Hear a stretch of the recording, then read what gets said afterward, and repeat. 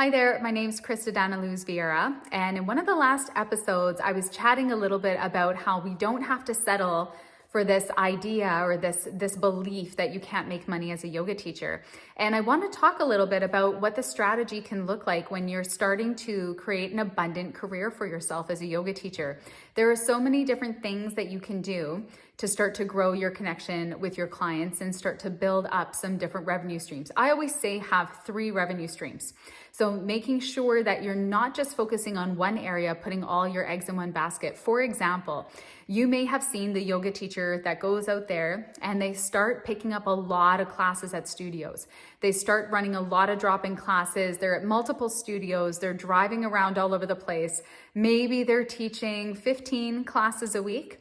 And when you look at the hours that it takes them to drive to those studios, when you look at them teaching the classes and then coming back, it's really starting to fill up their days, right? It's really starting to break up their day as well, because it's probable that those classes aren't back to back to back, right?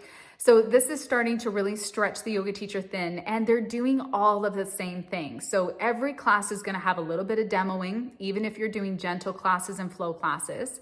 You're going to be working your body. You're having to say the same cues over and over again. And as we know, when you start to do the same thing over and over again, if you're not really in it, really present, really intentional with your words and how you're speaking, it can start to get a little dry, right? You start to sound like you've been here before. And the yoga student will always pick up on when the teacher doesn't sound present, when the teacher doesn't sound like they're really invested in this moment and in what they're teaching.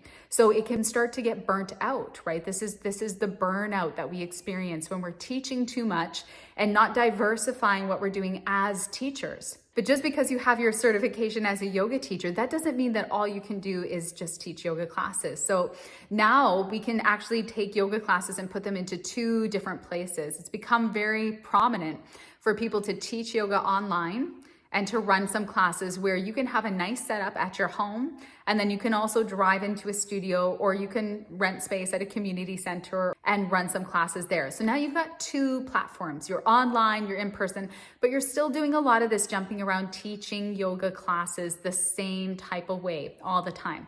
So I want to put yoga classes into its own revenue stream. So this is one way that you can start to earn some income and build up some client base, build up rapport with people, get some experience, is by teaching drop-in classes or classes with the public, whether it's online or in person. Yoga class teaching is all over here. Then in the middle, maybe you have private classes. So maybe there's something that you're really good at as a yoga teacher. Maybe people come in and you've got a really strong knowledge of anatomy, or maybe you've got a very specific training like Ashtanga or restorative, and you feel really confident working with people, helping to kind of take them to the next level, or teaching a particular skill, or helping them get that, crow pose, or helping them learn to relax and guiding them through yoga nidra or meditation.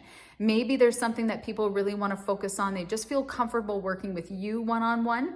And so you have now a private client base. So this can be a secondary revenue stream, and likely you're going to be earning a lot more for that one client in that 1 hour than you will teaching 20 clients for 1 hour as a drop-in yoga class. So this really starts to break away from the ceiling that's attached to being a yoga teacher just doing drop-in classes. This starts to expand the type of income that you can create for yourself. So you want to have something like this where you've got, 2 different revenue streams minimum, starting to build this in so that you can start to create different opportunities for yourself. And then the next layer that I'm going to go to is workshops. When you go to workshops and you start running yoga workshops, this is where you say, you know what, I love this so much, this one particular thing so much. Maybe it's an anatomy workshop. Maybe it's something where you're going to hold a ceremony or sound bath or that type of thing. And you say, you know what, I'm going to turn this into a 2-hour event where I'm going to take, 20 people and we're going to go on a journey. I'm going to take them through an experience. I'm going to teach them a skill or help them to open up into something through a transformational experience, whatever the case might be.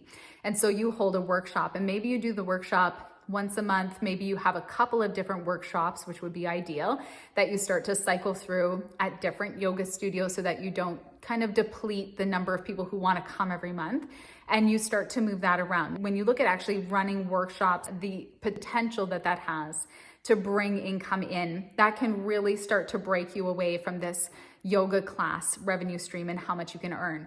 So if you have at least 3 different revenue streams, yoga classes, maybe private classes or one-to-one, and then yoga workshops, you now have different things you can leverage. You can cut back how many yoga classes you're teaching, spend some time developing your content for your yoga workshops, and allow yourself to start branching out into different areas. And this is going to really affect your income. So you can make a living as a yoga teacher, but you need to have a plan, and having support is key, because a lot of times we have the ideas, but the how to and how to do it, that's where we really need the support. And that's where something like my Thriving Yogipreneur Mentorship Program would come in, where that's going to give you the support so that you can take things to the next level and really start to see your dream of being an abundant yoga teacher start to come forward. Some of the other options that you could do, if workshops, private yoga classes, and looking at drop-in classes, if you want to branch out from there, you might start to look at doing retreats. You might have a course that you want to put together that's going to teach something specific, or maybe you're looking at running yoga teacher training or something like that. So there are so many options that you can come off of from here. I hope this gave you some really great ideas today. My name's Krista Daneluz Vieira, and I help yoga teachers just like you start to elevate their yoga careers through a program I call the Thriving Yogipreneur. And I would love to see you become abundant and live a life that you love, doing something that really lights up your heart and soul. Please subscribe if you haven't already. I hope that you have a wonderful rest of your day, and we'll chat soon.